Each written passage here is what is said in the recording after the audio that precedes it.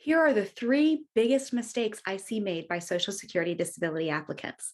My name is Caitlin Wildonor, and I'm an attorney who helps disabled clients obtain their Social Security disability benefits as quickly as possible so they can focus on getting better. Today, we're going to talk about the top three mistakes that I see people make when they apply for either Social Security disability insurance, SSDI benefits, or supplemental security income, SSI benefits. Number one is they don't have ongoing medical treatment. If you've called into my office, you know that when you and I have a conversation, that is always one of the first questions that I ask. Do you have ongoing medical treatment?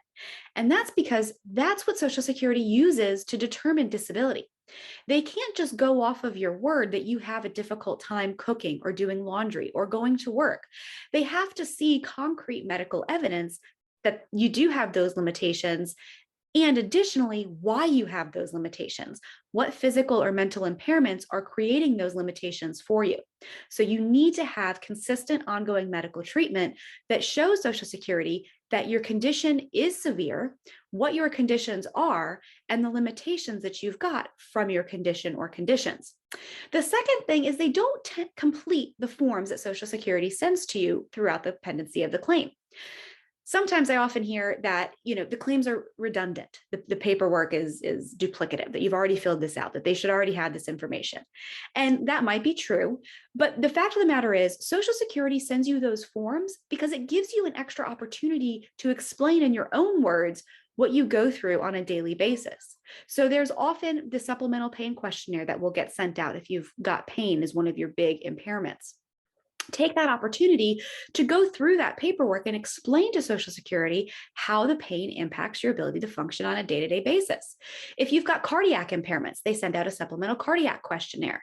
Take the time to fill that out and to explain specifically how the cardiac impairments that you have impact your ability to function on a daily basis. The other form that they'll frequently send out is it's kind of twofold. There's an adult function report and then a third party function report. The adult function report is an opportunity, again, for you to explain to Social Security how all of your impairments come together and impact your ability to function on a daily basis. It'll ask questions about cooking, cleaning, showering, caring for other individuals. Often it'll ask about whether or not you can balance a checkbook, things like that, that some people might take for granted every day that you have difficulty doing. So it's important when you get those forms to complete them in their entirety and to explain to Social Security what you do. It's important not to sugarcoat things. And at the same time, it's very important not to be dramatic about those limitations, but to be honest, to sincerely sit and think about what limitations you've got and how you can express that to Social Security. The third mistake that I see people make is they don't tell their doctors they're applying for disability. So their doctors get these record requests from Social Security and they'll fulfill them. They'll send the records to Social Security, but nothing is in the file about your limitations. Nothing is in the file about objective findings that they've got or subjective findings that they notice that you walk with a funny gait, that you are unable to get on and off the examination table by yourself, that you need assistance. They might not be including those little things in your record because normally they might not include those. However, those are super important for Social Security to understand what those limitations are that you've got.